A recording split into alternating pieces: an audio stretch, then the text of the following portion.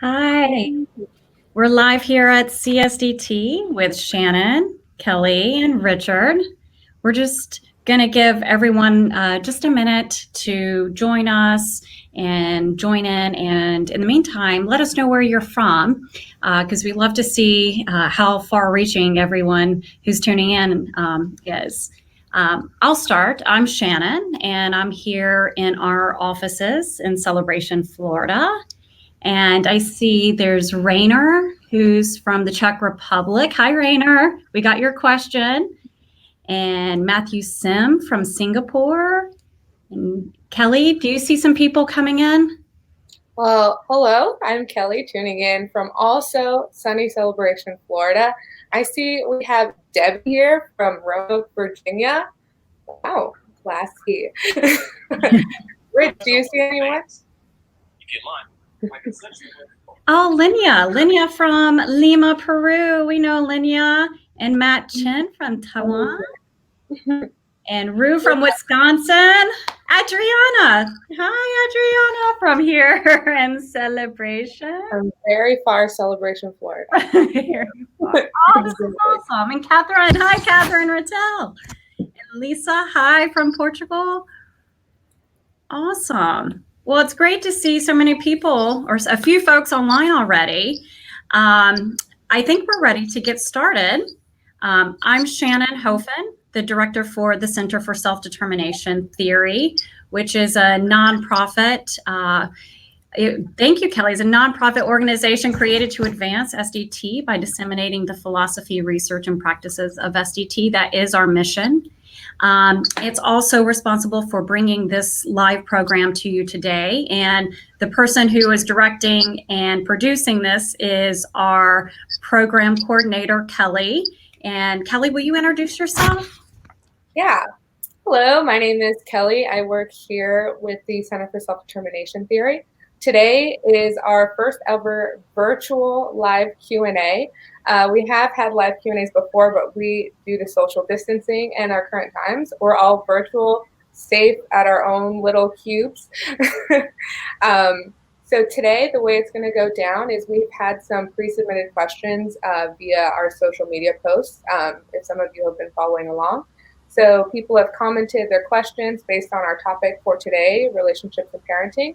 So we're going to go through our pre-submitted questions, but we'd love to hear any of your live questions. Just comment them down below on our YouTube and Facebook streams right now. So we're streaming in 2 places.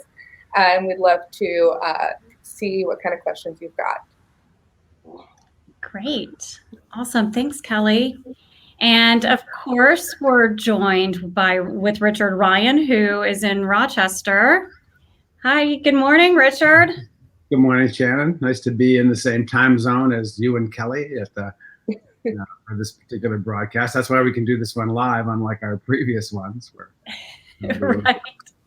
a day apart from each other. So now I'm looking forward to this. Oh, wonderful. Well, I just want to give a quick introduction, even though I know everyone who's joining us probably knows who you are. But of course, Richard Ryan is co-founder of Self-Determination Theory. He's also a clinical psychologist, and you're a professor at Australian Catholic University at the Institute for Positive Psychology and Education, which is where you spend some of your time, and where I think we are in our last Q&A where you were. And so you also do a bunch of other things, including you're chief scientist at Immersive and Motivation Works. You're busy here. We talk almost daily about the work we're doing here at the center. And your most important title for today's topic is you're a parent and a husband and a friend. So... Well, I think today's topic is a really good one. I'm glad we're talking about parenting. I look forward to the questions that are being asked. But, SDT, I guess, fundamentally is a theory about human flourishing. And when we think about human flourishing, we think about, how can we provide the things that people really need in order to grow and become all they can be. And parents play such a huge role in that because, they're so important in early development, and they're the most proximal figures to children in terms of who can nurture them. And they're also there as the backstop for all the difficulties that children face as they develop. So this is a great topic. So I'm glad we have some questions coming in about that. Yeah, it was our number one picked topic from the poll that we did on social media was relationships and parenting, not, relationships ranging from romantic partnerships to friendships to we have a few questions related to COVID environments and how you maintain relationships. But I will say most of the questions that came in were on parenting. So I think it's interesting. I think it's interesting that that was our number one top pick from our poll. I'm curious what you think, why that might be that people chose this as the number one topic. Well, as I remember the polling, because you showed me it a little bit, I know it was close. There were some other topics that people were also interested in, but I think one thing that I've discovered is it really doesn't matter what topic we're talking about. I could be giving a talk on coaching and coaching styles, or we could be talking about organizations and how to be a manager and a boss. But a lot of times after the talk is over, the adults who come up to speak to me say, I was wondering about some of the things you were saying with respect to my children, and then they the issue of their own parenting. So, I think SDT relates a lot to the kind of issues that parents face. It's kind of a natural interface.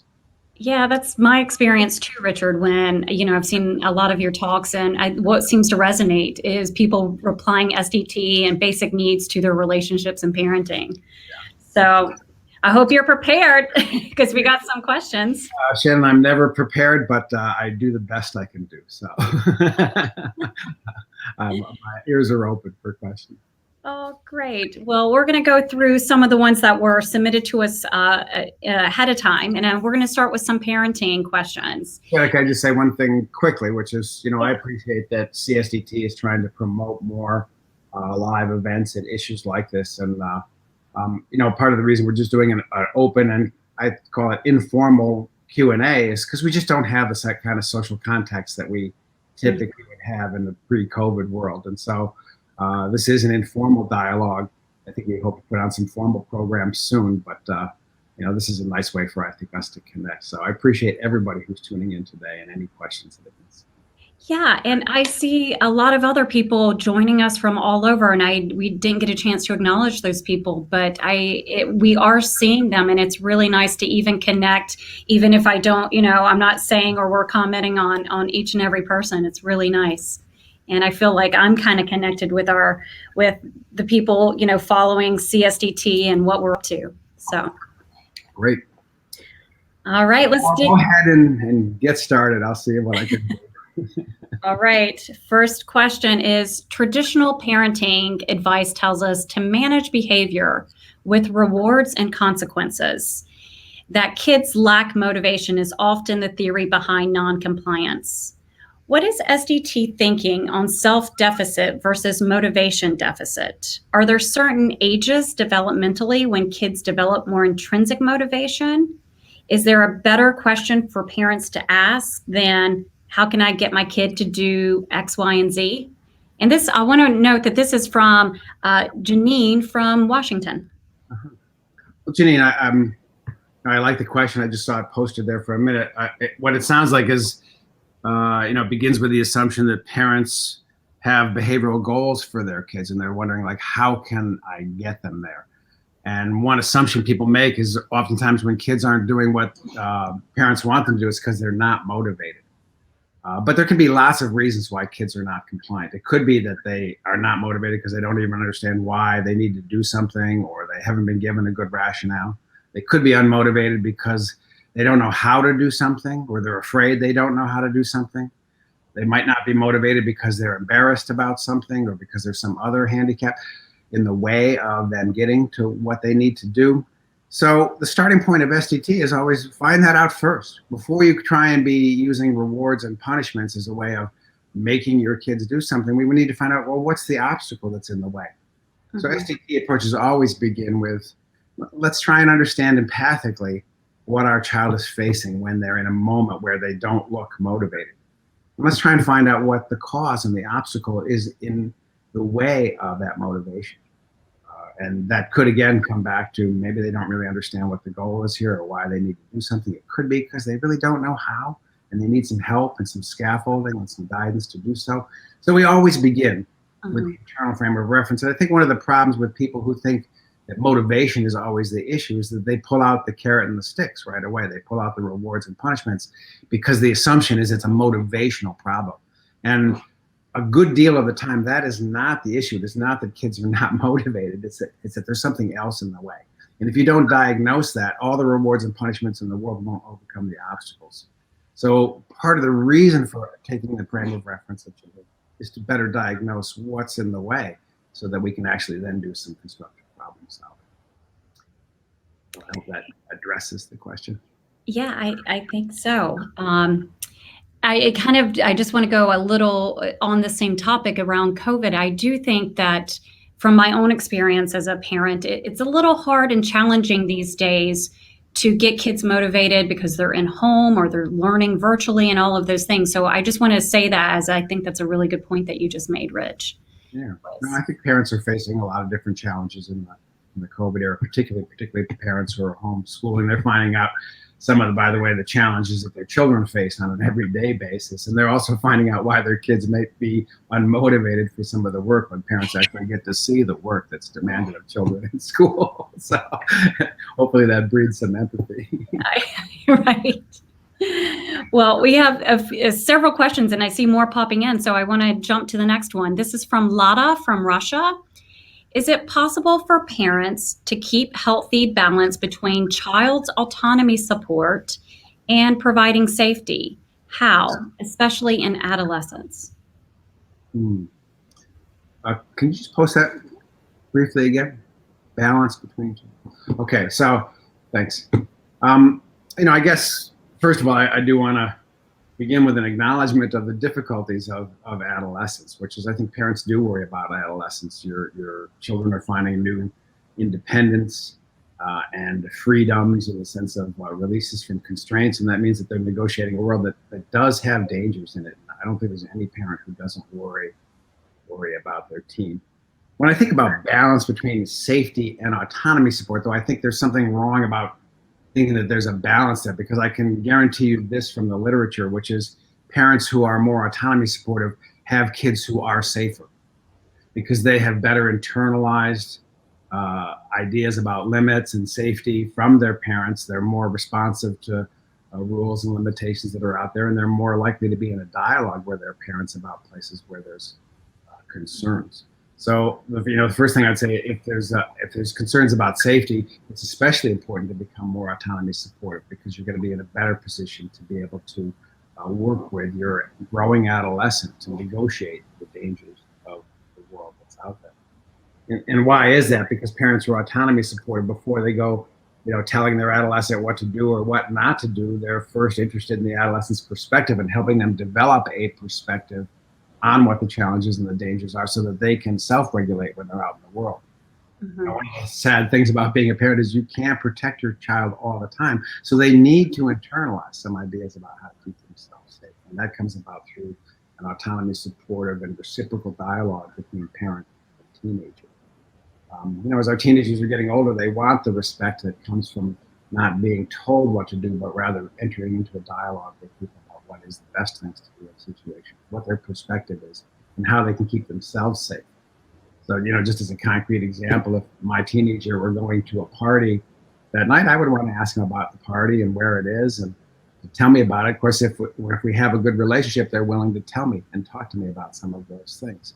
And then I'm interested in what their plans are and contingencies for how to keep themselves safe. So, what if things do get out of hand around drinking or drugs at a party? What is my teenager's plan for handling that? And then we can talk through those contingencies and be available to help them with that. So all the way around, I think teenagers are safer when they're in an autonomy supportive relationship with parents. That's what the evidence shows. And controlling approaches just typically mean your teenager will stop talking to you about the dangers that they do face. And that means they're going to be under the influence of other people. That's a situation no parent really wants. Mm-hmm. Oh, that's a great answer. The next question comes from Alan, who I saw tuning in. So Alan, here's the question. Most of the evidence-based practices for challenging children are behavioristic in nature. For example, Russel Barkleys' program, Parent Management Training for ADHD or Kids with ODD, And PBIS is used a lot in schools on the basis that it has been empirically tested. I see very little of SDT research in an area dominated in 2020 by behaviorism. So what is SDT planning to do about this? What about partnering or doing research with current approaches? How do you explain the research from an SDT approach that supports the needs? Is SDT not a better approach than a behaviorist? Like a CPS approach. Yes, sorry, yes, like a CPS approach. Okay, there's a bunch of elements to that question, and I guess the first one has to do with what is the plight of children who have ADHD or kids who have ADHD in the context of our schools. And part of the problem with ADHD isn't that you have ADHD, it's that you are in a system that demands behaviors that are difficult given your constitution. So the issue for a lot of kids is not their internal problems, but the external challenges that they set them. Part of the problem with ADHD kids is that they, they're in school systems where the demands are for them to stay attentive and in seats and in a certain kind of behavioral control over long periods of time, which may be oftentimes very, very difficult. And so the response to it is to put in behavioral controls in order to make sure that they do what they're supposed to do, which often is spirit crushing to kids who have ADHD or other kinds of developmental challenges that they're facing. I think it's unfortunate that it is behaviorism that dominates in this area, because although there is some evidence for the effectiveness of behavioral techniques, there's not great evidence that this is really good in terms of nurturing children, helping them develop self-regulation and having develop a healthy self-concept over time. I'm not saying it never contributes to that, but that's not what the evidence base is really about. It's really about behavioral compliance. SDT has a larger goal, which is helping a child to grow into a self-confident place in the world, to feel good about themselves, to be able to establish good relationships, and to be able to internalize. And I think what the data shows is a lot of kids with ADHD are frustrated, particularly with autonomy. Ed DC did some work on this, showing that kids with learning issues in schools were often attributed to have low autonomy, when probably that's not the issue. It's probably, they do have low autonomy, but it's a lot because they are being controlled. They aren't getting the they want. So Alan, I first want to go along with the fact, bemoan the fact, of course, that SDT isn't bigger in this area, but it's not that it's not being researched or done in this area. I would point you to the work of Michael Waymeyer, for instance, who's been for a long time working on techniques and strategies for kids with developmental challenges and ADHD and other issues in terms of helping them develop self-determination and willingness to be engaged in environments. So I would point you to some of that work. There is increasing work on ADHD and other problems in schools through SDT, but we do need more of it. We need more responsive practices to the individual differences that kids bring to us, as opposed to just trying to make them conform. It's also trying to help our system nurture them. So I think it's a direction. Now, I just want one more part of that question, because it ended with the thing about CPS and other behavioral techniques and whether they can ever satisfy needs and whether SDT is better than behaviorism. I think the point I would want to make is, even if you're a behaviorist, you need to attend to the psychological needs of the people with whom you're working. And a technique like CPS, which is called, CPS stands for, I think it's collaborative problem solving, one of the techniques. Part of the reason that CPS even developed is because behaviorists are noticing you need collaboration. You need the willing engagement of the people whose behavior you're trying to shape. And that's why collaborative problem solving is a better approach than non-collaborative problem solving, which is I'll tell you what to do and I'll give you the reinforcements for you to get there. So you even see behaviorism evolving in the direction of SDT. You see more and more responsiveness, acceptance of people taking their point of view, trying to encourage alliance and cooperation, because you need autonomy in order to be successful. Excellent. And I just, on this same note, Richard, I want to give a kind of a shout out to other researchers. I'm glad you brought up Michael. And this is really more in autism, but I kind of want to share this with the SDT community, is that there is a bunch of research and applied work being done in the in the area of autism. And that's out of University of Ghent with Sarah DePaul, Bart Sonens, and Jolene Vanderkamp. Is that her name? I think she's out of Norway. And then we've got a couple of good partners that we work with that have centers that are focused on severe autism. And Gary and Delilah run a center that I'm in communication with, and that's called, I wrote it down because I thought I might forget it, Alternative Teaching Strategy Center. Mm-hmm. And there's a few other areas. So I just want to kind of bring that up so people are aware that there is work being done in this area. You know, I have part of Alan's question was, what is SDT going to do about it? And I laughed a little when I saw it because, you know, SDT is us. It's this entire community. It's what we do. And I think, you know, obviously we need more SDT sentiments entering into this. Mm-hmm. Absolutely. Well, this next question comes from Dusana from Serbia. And I love this question. Being a mom of a toddler girl, I say that because I'm a mom of a toddler girl. How much of a control and how much of autonomy does a toddler need? It seems that autonomy support for parents might be very exhausting in that particular period of development. Is there some alternatives? Well, the first thing I want to say is, regardless of how you parent, having a toddler is probably exhausting. So toddlers are active, they're exploring, they're testing the limits on everything. They're trying to figure out what their powers are, where their powers end.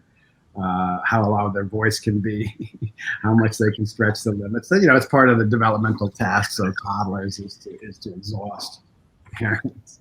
I guess this is kind of related to an earlier question. One thing I'll say the research suggests is you'll be more exhausted if you try and take a controlling approach. And one piece of evidence for that that I would cite is I think the last time we were having a discussion, I cited the study because I like it so much. It was by Lauren and Joseme.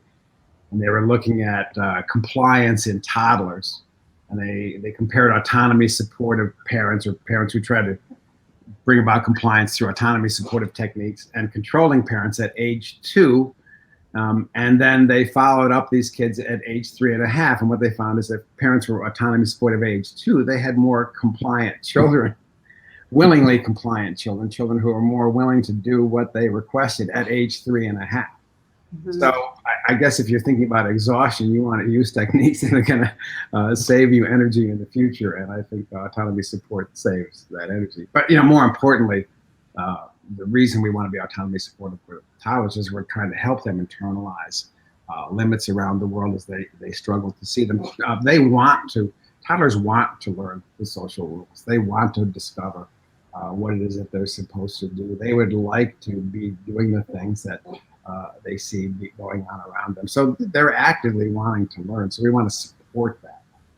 There are, of course, in toddlerhood, lots of needs to set limits. And SDT has techniques for supporting parents to set limits. But, you know, usually begins with empathy. It begins with when your kid's breaking the rules because they want something, and you want to empathize with what it is that they want or what it is that's frustrating with them, even as you clearly set, you know, what the constraint is that now is the time for bed. You know, I know you want to stay up late, or I know that it's exciting to be out here, but now is the time for bed. So it's about empathizing. It's about setting limits, about giving the choices that you can have. You know, for instance, if it's time for bed, but you can read in bed, or you can have your toy in bed, or you can make choices about what can be done there. But you're still setting the rule. You're empathizing, and you're giving the choices you have within it. Those kind of things help, and then giving, of course, a reason.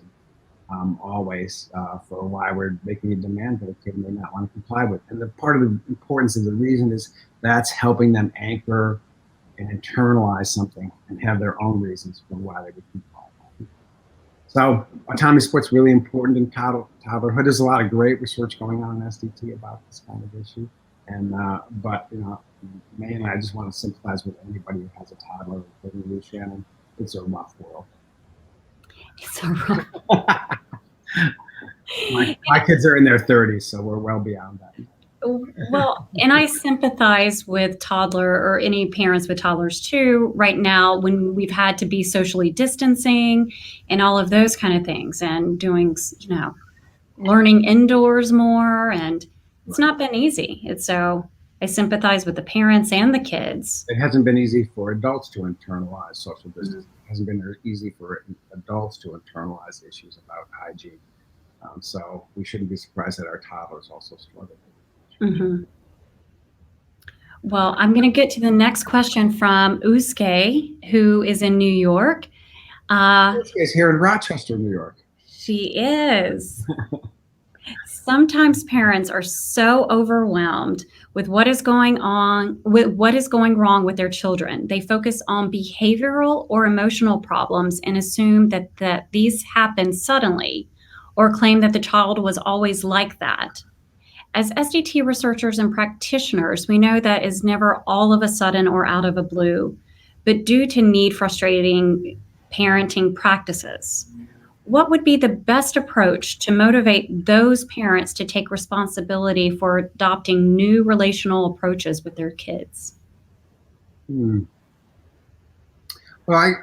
the scenario in this is that you have a kid who's showing some behavioral problems, and then that may be related to how parents have handled their children in the past. But even if it's not, one of the things I've experienced as a clinician is when your kid is having problems, that's what also parents are maybe most open to change.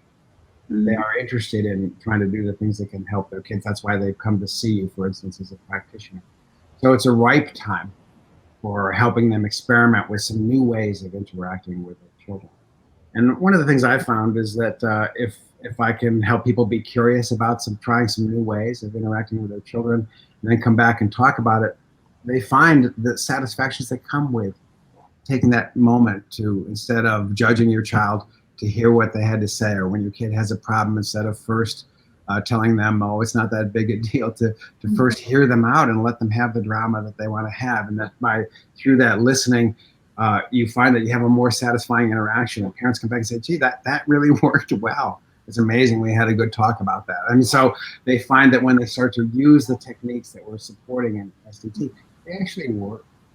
Or when they don't work, you can find out the mechanics of where or why. So I just say take advantage of that moment when parents are struggling to help introduce them to some new opportunities and some new techniques. It's really not so much about judging how they've done it in the past. It's about showing new pathways through which they can open up need supports. That's great. I'm going to take a question because we have a few questions coming in, Richard. And so I want to get one. This one's along with students. So I thought this might be kind of an internalization. So I thought this might be kind of a good time to ask this question from Rue. They have a question about internalization. If a teacher wants a student to perform an expected behavior to replace a problem behavior in the classroom that is potentially not beneficial to students' intrinsic motivation, because it is an expectation from the teacher. SDT suggests that an autonomy-supportive environment can facilitate that value internalization. I'm wondering what an autonomy-supportive environment may look like in this case. Well, SDT is not just about intrinsic motivation. I think I like the question because I think it's really important to make this distinction. Sometimes it's trying to help kids internalize something that may not be intrinsically motivated, but may be important and even gratifying to them if they can pull it off. So when I think about a classroom teacher in this scenario, I think, well, maybe I have a child who's engaging in a problematic behavior, and I want them to reorient. Again, the first thing is to have a talk with that child, to bring up the problematic behavior, to understand their perspective on what's bringing it about.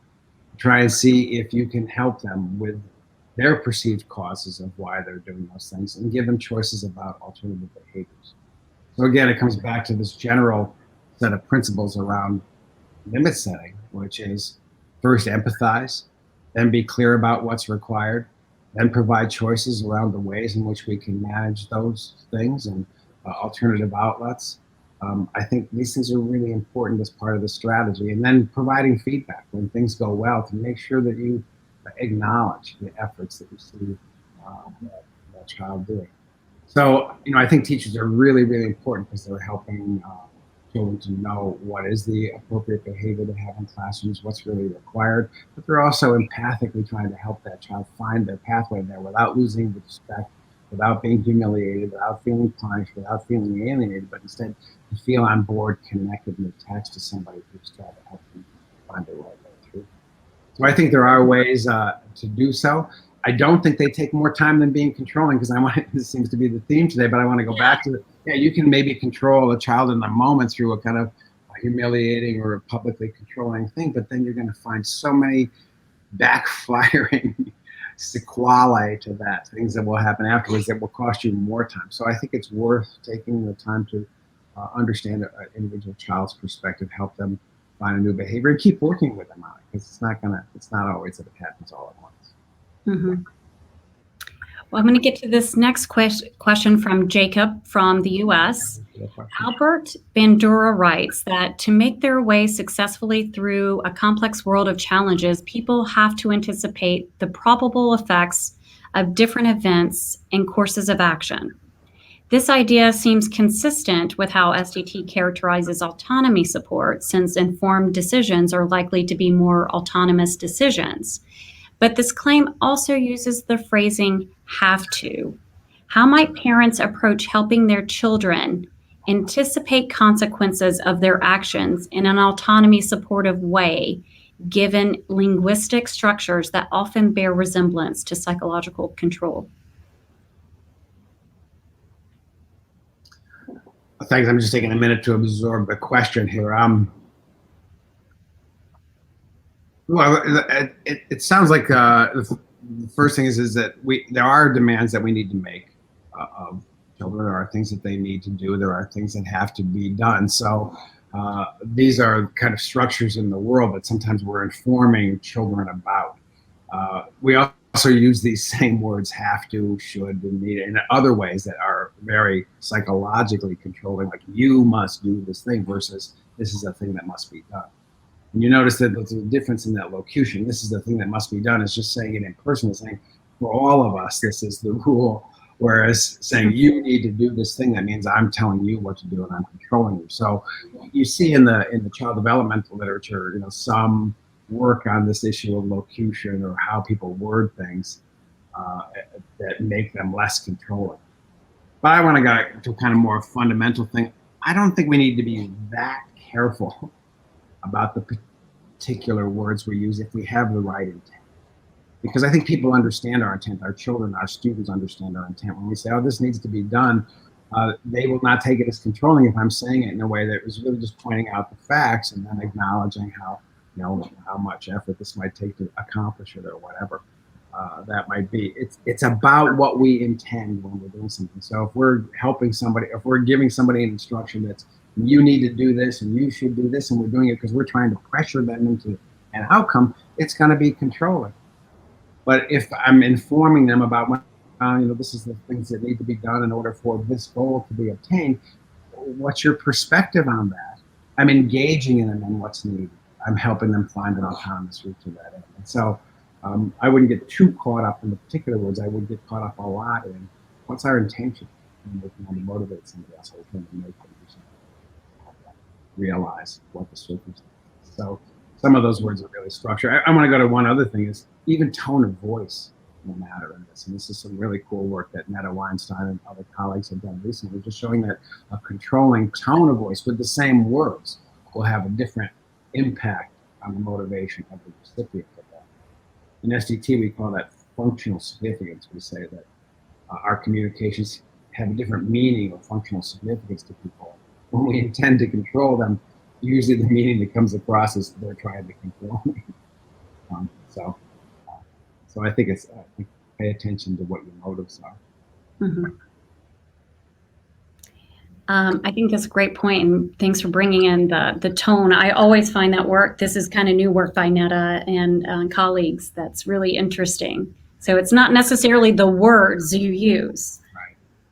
So this is our last question for parenting, and we're going to move on to relationships. So when a child has behaved inappropriately, what are some ways to effectively respond that don't convey conditional regard for the child? And maybe, Rich, you can kind of tell people what conditional regard for some people in the audience that may not be familiar with that work. Well, conditional regard really has to do with when a parent uses a psychological control to get their children to do appropriate behavior. So I convey to my child, I will like them more, or I will love you more if you behave this way, or I will like you less or love you less if you don't behave in X way. This is conditional regard. It's making my care, evaluation, and love for you contingent on the way you act. And yeah, that's a form of control, and it can actually sometimes breed compliance in kids, but it's also associated with a lot of developmental problems later and high introjection and internal conflict. Everything. So there's a rich literature on conditional regard with SDT. I point people to Guy Roth and colleagues who've done a lot of work with this. So I want to go back to the question, though, which is my child is behaving inappropriately. How do I handle their inappropriate behavior without saying, you're a bad boy, or, you're unlovable when you act that way? How can I do it? Well, again, we get back to parents' job is to help kids internalize, to help them find the right ways to behave, to help socialize them. So if a behavior is truly inappropriate, the first thing I want to do is stop the inappropriate behavior. So that's not for doing, adults aren't for hitting, things on the shelves here are not for grabbing. So you're telling the child this is not okay, and you're being clear about what's not okay in appropriate behavior. But you're also then, if you have the moment and the space for doing it, is trying to understand reflect why they might have done that. I know that stuff's attractive, but it's not for grabbing, or that's not ours to take. These are ways in which you're both empathizing and showing some respect. This helps the child to comply because it means you're not a bad person for having wanted to do that. It's just that that's not the thing to be done. So in a way, we love our kids for their impulses, and we still at the same time put a limit on what's inappropriate and inappropriate to do. And a huge thing in SDT, and this is not unique to SDT, it's also related to Carl Rogers' approaches, there's a big difference between accepting an emotion versus accepting a behavior. Mm-hmm. I think we accept all of our kids' emotions. We accept all the feelings that they have, but there are some behaviors that we don't accept, and we do set them aside. And we can convey both those things at the same time. We can appreciate your motive, or your feeling, or your impulse, or your urge, and at the same time, we can be clear about what's okay and not what's not okay. And then, where we can, we provide alternative outlets. Let's say a kid's behaving inappropriately because they're really angry and they want to break something. Well, things aren't for breaking, but the anger is understandable, and here's a way you can express your anger. You can tell me as strongly as you want how, or you can throw stones at the tree over there and pretend that that's blah. There are ways in which you can say, it's okay to express anger. I accept that behavior. And we're clear about it. And I think that's really, really important, because if we get kids to comply in the conditional regard way, we still have not really helped them fully come to an integration around it. We've left them with inner conflict, and we also have conveyed to them, hey, you're not lovable in your own right. You're only lovable if. And that's not where we're going with that children. Well, before we kind of end the parenting question, I kind of want to bring it back to some work that you can elaborate maybe briefly, as I know we've got several other questions on relationships, but it's some recent work we've been featuring for Friday Features about the stress that's on parents and then how that trickles down. We're talking about, a lot of the questions have been around children's behavior, and I just want to kind of shift just a little to the parental behavior as well, because I think that's fascinating research, and people can find that on our website and on our social media pages. Yeah, if I could just briefly summarize it, I think some of that recent research is showing that parents tend to be most controlling when they themselves are experiencing a lot of need frustration. And that's when they don't have the bandwidth to really be empathic with their children. By the way, this is also true in couples. It's after the bad day at work that the spouse comes home and is not sympathetic or nice to their partner. So we can sometimes be not as responsive when our own resources are low, and that's what some of those recent Friday features have shown, that controlling parenting is often a parent issue. Yeah. Well, we're going to turn now to some relationships, and they kind of cross the gamut from like work relationships to, romantic relationships. So I'm going to jump right into it. This one's from Rainer, who I saw online from Germany. What does reframing the narrative of our relationship do to our sense of relatedness? There are coaching practices and exercises on how to deal with difficult people in the workplace, no matter whether these are subordinates, peers, or bosses. What comes immediately to my mind is the just like me compassion exercises, the noble story practice of loving kindness meditation. I wonder if they actually support or potentially thwart the need of relatedness, or whether we deceive ourselves. Well, again, there's a few questions in the question. Can you just post it one more time quickly for me? Oh, then, okay, yes, thank you. So I think there's been a lot of attention in workplaces recently on the importance of relationships. And so there's been a lot of people trying to help managers, bosses, supervisors find new ways of relating in which they can really connect to their workers. And some of those are the ones some techniques for that are the ones that are mentioned here. I know that just like me technique, I think that's a Zen or a Buddhist technique that's really about putting yourself in the place of the other, or imagining you are just like the other person who's being that difficult person. You have the same tendencies, and it helps you empathize. It helps you put yourself in the shoes of the other person and try and understand more compassionately where they might be coming from. And the same is true with some of the self-compassion exercises that I've seen. I'm not really familiar with the noble story or whatever that is, so I can't speak to that, but I assume that these are all techniques that probably have most of their power in helping you take the internal frame of reference or empathize with the other person with whom you're interacting and understand that whatever looks like non-compliance or being difficult is coming from someplace that you can probably have an understanding of. And, for me, that's part of what I would want in an interaction with a difficult employee, is to begin that by acknowledging that we've had some difficulties, and I would like to hear their point of view on it. And I mean, really hear their point of view, not do that as a technique, not do that as an inauthentic thing of, oh, I heard that was the thing you're supposed to do. It's because I really do want to understand where they're coming from and what the obstacles are in their way are. Because if I'm truly supportive, I'm trying to clear those out of the way so that they can come into coherence and cohesiveness with the rest of our workplace. You want to take interest in difficult employees because they're telling you something. They're giving you the symptom of something that you probably want to pay attention to in the organization. So again, it always begins with empathy, and then it begins with also then trying to help give a rationale for the things that they may or may not understand. And if it's a skill issue, to help them scaffold and get the skills they need to get there. In other words, diagnose the problem and then come through with the needs support that's required, whether it be autonomy support, competence support, or relatedness.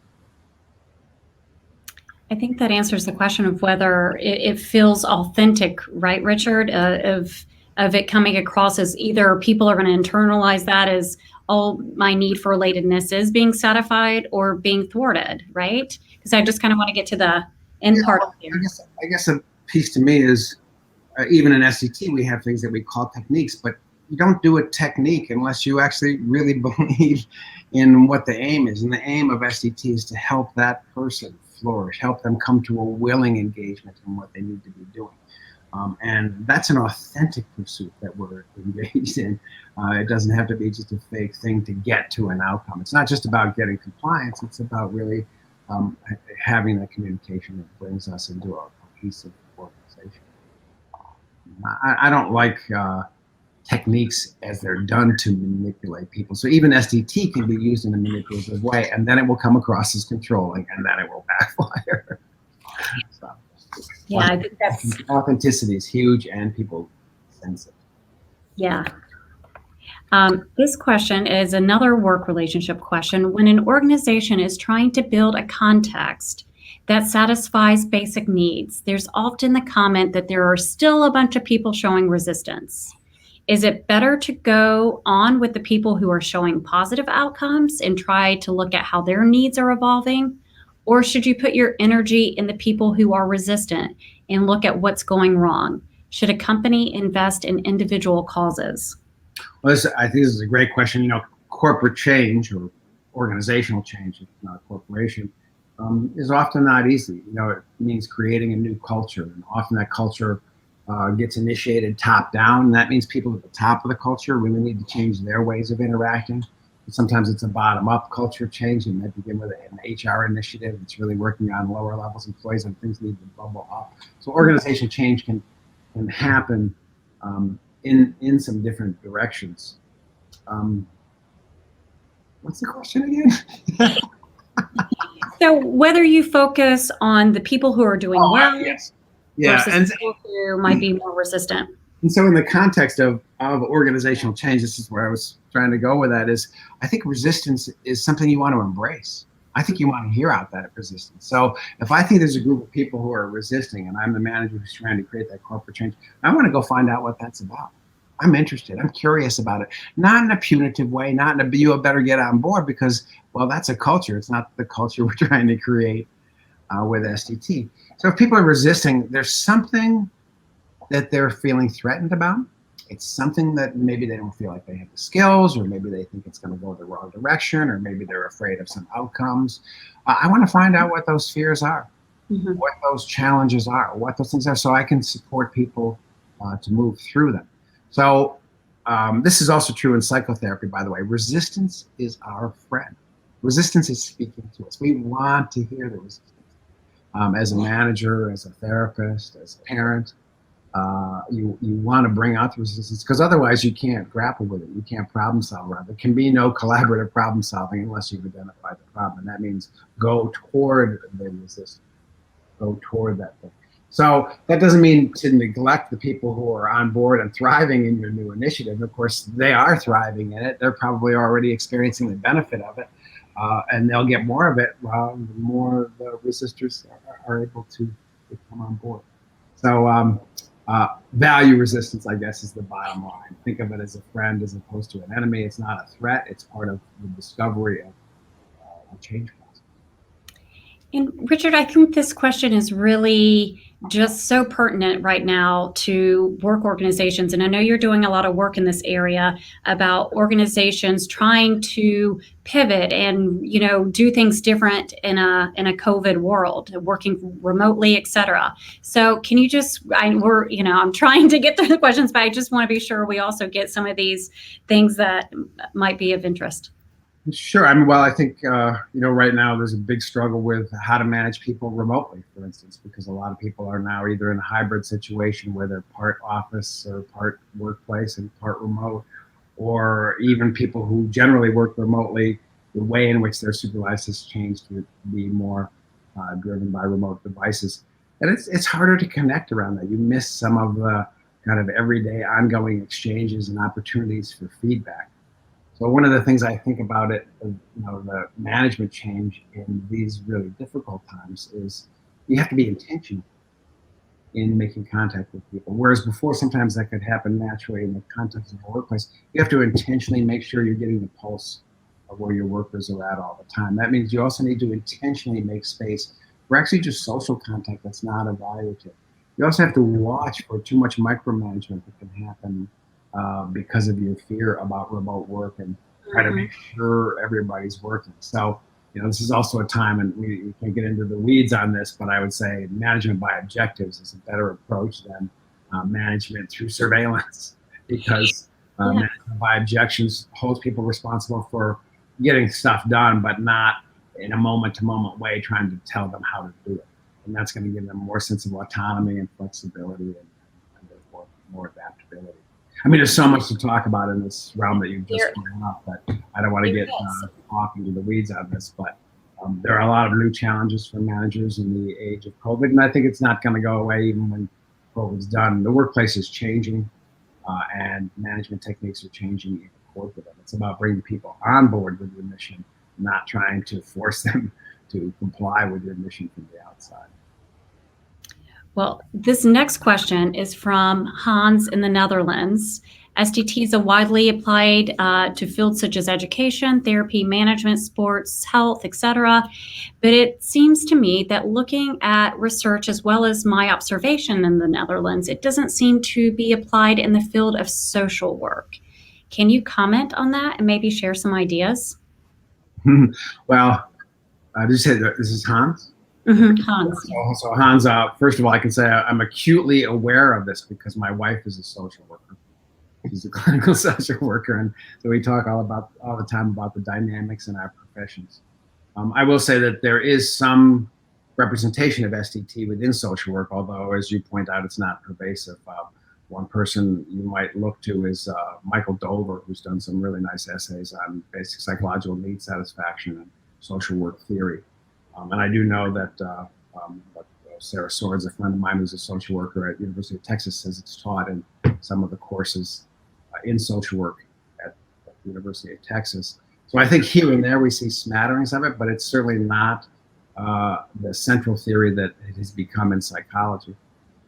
We've seen a lot more SDT in professions like nursing, sport coaching, and in medical spheres than we have seen in social work. And, part of that is just the disciplinary boundaries. So I guess I would encourage you to help your social work colleagues get in contact with SDT. Clearly, SDT is relevant to so many other roles that social workers play. And social work, like psychology, is such a diverse profession. I mean, you have within social work, you have people who are working in social welfare kinds of issues. There have people who are psychotherapists. You have people who are involved in behavior change movements and interventions, in social policy making, and hospital administration.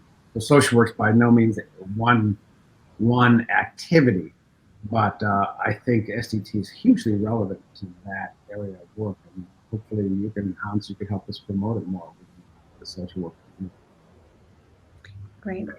Well, we have a few more questions that have been that we've collected previously, so I want to be sure to get those out. So I'm going to kind of do a little speed round here at the end. In parenting and relationships. Answer quickly. Is that what you're saying? I'll try. You can try, and we'll do, maybe if we. I don't know how. I know we were trying to keep this to an hour, but maybe we can take a one or two questions from a few people coming in. But I'm going to get through this one. This one's from me, Shannon. Or you should say, Rich, I understand how you like to go on and on about every question, but now is the time for a succinct answer. I just talk about the elaborations on this, but now is the time to be short. I'm just as guilty. I could just go off on like the one question, and talk. But I'm gonna push here, and this is gonna be from Alessandro from Italy. In parenting and relationships, when we hold different views from those of other people, how can we prevent or de-escalate interpersonal conflict? I like this question. I feel like it's particularly difficult when emotions are running high.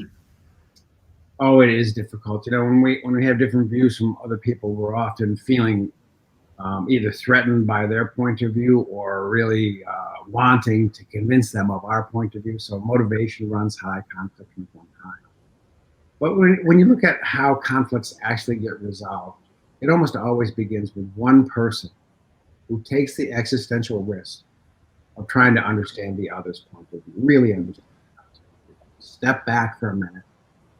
And I would say if I wanted to de-escalate the conflict, the first thing I would do is I would try and step back and say, let me see if I've got your point of view right. And then reiterate that point of view as fully and as meaningfully as I can. Just restate the other person's position to make sure I've got it right, so that they can elaborate and really tell me where they're coming from. And then if I've done that well, if they felt heard, they're going to be in a better position to also hear me.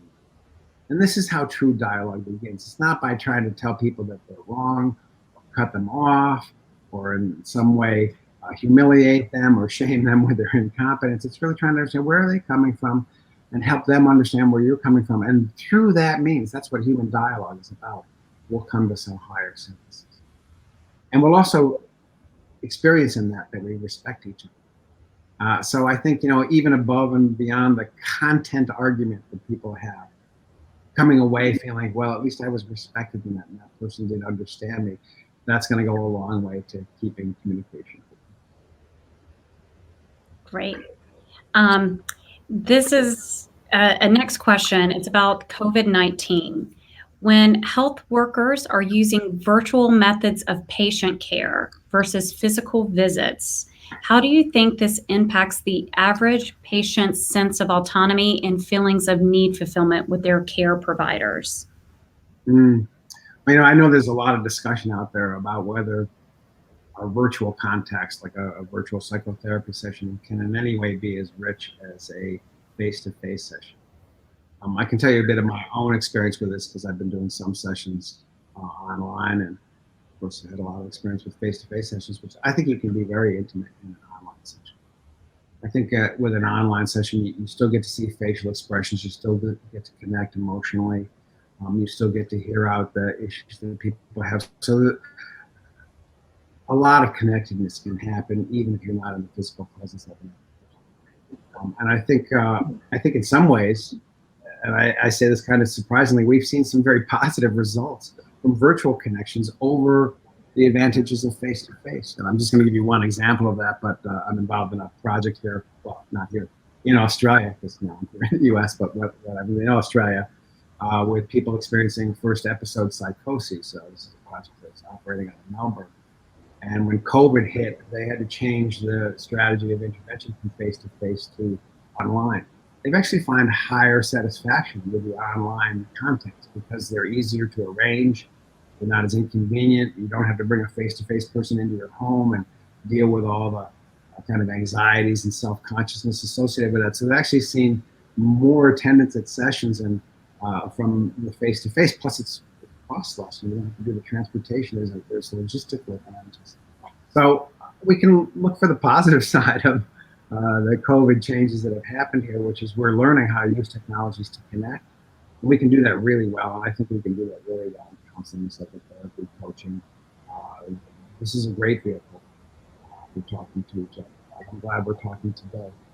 We need to make it, again, intentional use of devices to connect in new ways, because we're not going to be able to always connect.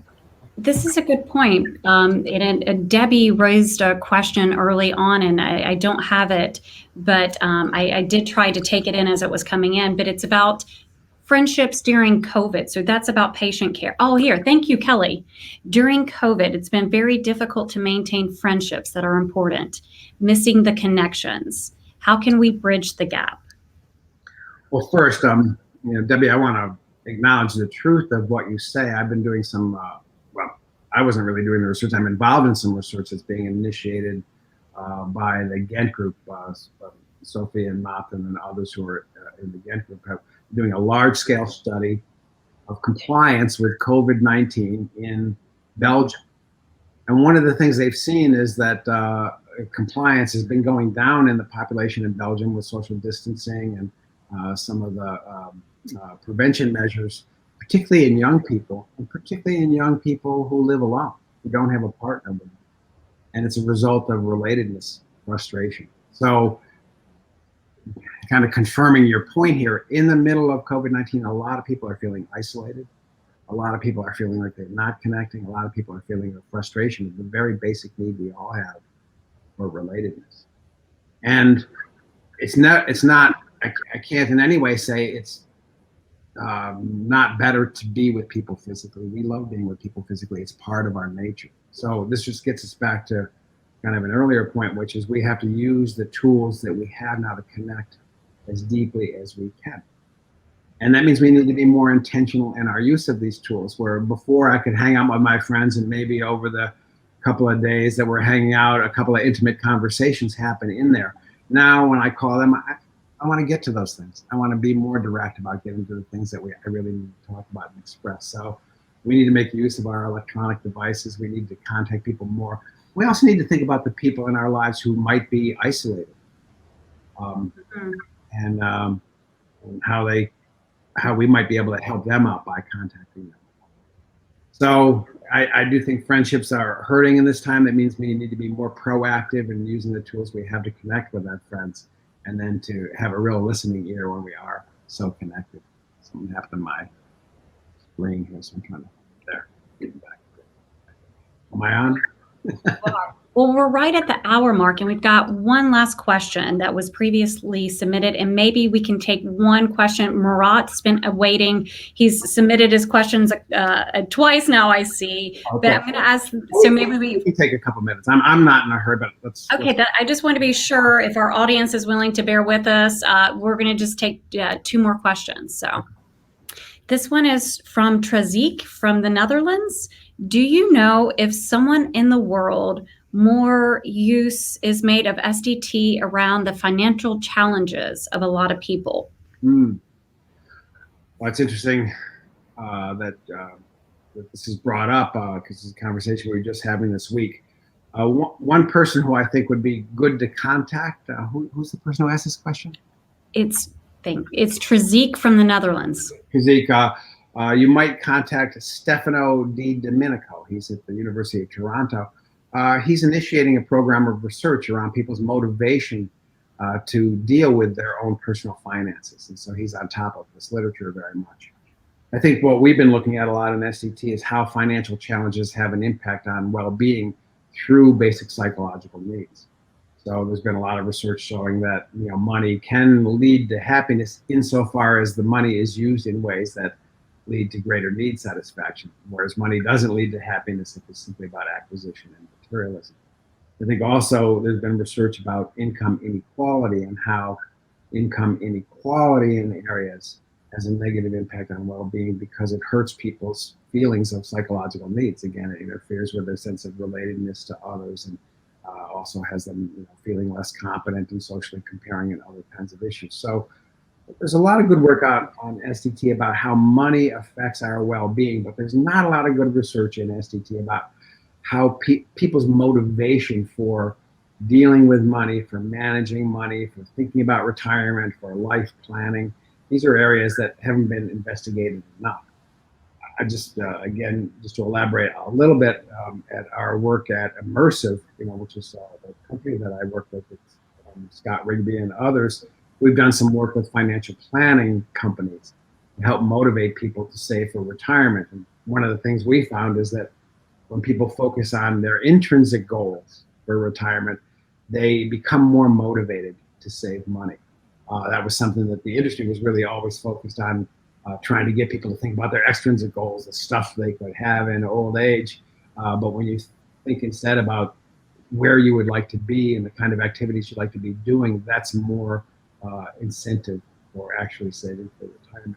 So I think SDT has a lot we can do around helping people become motivated to be more financially literate, to become more engaged with managing something that is important in all of our lives. And we can also do more work about how social policies are affecting well-being through the distribution of wealth. It's an area that we just need to do a lot more work in. So, but try contacting Stefano and see if he's got some better leads than I've just given. Wonderful. We're going to take one last question from Murat, who I know has been waiting to ask this question, but I want to, so I'm going to get to the question. Well, I'll come back to this point in just a second. Oh, thanks, Kelly. Kelly's, yeah, thank you. So I'll ask the question and then I'll come back to this point. Don't let me forget, because it has to do with Martin Van Stinkist and Sophie and people in Ghent in that study, because I want to make an announcement to the audience. So I want to be sure to get that out. So here's the question I have about need satisfaction in online learning environments. I'm doing research on basic need satisfaction and engagement in online learning environments, and I would like to learn what you think about those social contextual conditions or factors that would best satisfy the needs in online learning environments. Well, Murat, first of all, I'm glad you're doing research in this area, because this is a place where the application of SDT is particularly crucial. I think we're going to see that more and more and more education is going to be done at a distance. It's going to be done remotely. It's going to be done online. And so understanding what are the elements within an online learning course that facilitate feelings of autonomy, that facilitate feelings of competence, and facilitate that sense of connectedness and relatedness, really, really important. That said, can we pinpoint some things that we could point to already that would lead online education to be more need supportive and therefore motivating? I guess the first thing is we can always get to the issue of relatedness. And relatedness happens in online courses through two ways. There's relatedness to an instructor that comes about because you feel like that instructor understands the point of view of his or her learners. You get that because that learner shows sympathy and interest in the perspectives of the people that are in that audience, is responsive to questions and to issues that come up from their classes. So that responsiveness, that giving people voice, that providing venues for inputs to the instructor, really important in terms of how you structure an autonomy-supportive online experience.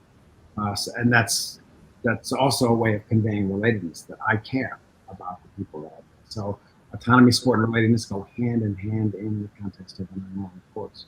Of course, online courses can be structured to create choice in different pathways for students to demonstrate competence. Choice does enhance intrinsic motivation and has people feel more engaged. I think, online courses, like any course, need to be scaffolded so that the challenges that face students are ones that they can succeed at if they engage them. And if they can't succeed at them, they know the pathways to get the extra help so that they can get the inputs that they need to get ahead. So a structure within online classrooms that provides competence support's really, really important. I guess, Murat, the main thing I'd be thinking about is, how am I structuring my course to meet these three needs? And when you think through in that design way about your course, you're likely to create a more responsive course. I will say, Shannon, we have an online course that we created through Coursera, and I wish we had thought more about that. The next time I do a course, I'm going to be even more concerned about how I attend to the needs of students. I kind of used a traditional paradigm. I think there's lots of ways that could be improved. So I think we're going to face a period of innovation ahead. I think SDT is going to be key in that innovation, because the things that really work in online learning are going to be the things that tick the boxes of people's basic psychological needs. And so, Murat, please tell us what you learned as you do your research. I think the SDT community and every single teacher out there is going to be wanting to know. This is a great area for research. Thanks, Murat.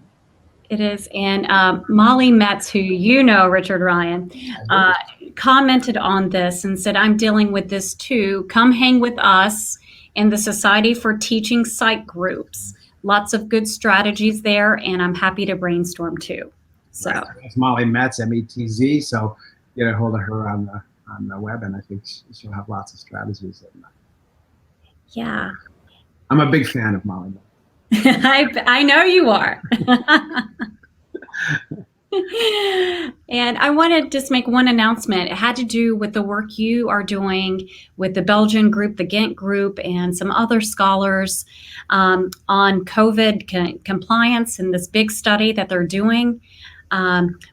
We are actually, CSDT is working with that team as well, and we're going to be disseminating some of the reports and resources in a podcast from Linnea, who is on here, and Martin van Stinkes, talking about this study. And in the next week, we hope to be able to post that via our listserv and website and social media. So be looking for that, because I think it's a really interesting study. And I just want to be sure people know that they'll be able to get that information soon. Yeah, it's a really fascinating study, and so I'm glad that we're doing a podcast on it. That's great. Thanks, Linnea. Thanks, Martha. Thanks, Sophie. Yeah. Well, I think that concludes our Q&A for today. But we've had I keep seeing all the people coming in. And so I want everyone to know, thank you for tuning in. We saw your comments and where you're from, and we took that in. And I want to give a special thanks to Kelly Lamos. Yeah. If we can Kelly, can you put yourself on? Because you're a big part of this production today. Hey, Kelly. Yeah, thank you, Kelly. And I want to give of course, thank you, Richard Ryan, for answering all these questions. I'm glad you were answering them. Could I just say one thing, Shannon, which is, we had this informal Q&A today. We can do other things. We're always trying to think about what we can do to enhance the SDT community. We've been thinking about maybe doing some mini lectures or some topical discussions. Other kinds of things. So if you have ideas about what you'd like to see CSDT doing, please write Shannon or me. or Kelly, let us know what you have in mind, and we'll try and produce some responsive programs for that. But I appreciate everybody who listens in today. And, you know, I like these question and answer sessions. They're challenging and they're fun. They are. And one last shout out to Immersive, who we share an office with here in Celebration. And they also are a big supporter of CSDT. So thank you, Immersive, and Scott Rigby and the team there. And I think that concludes our Q&A for today. But it's good to see you, Richard, and good to see everyone online. Thanks. All right.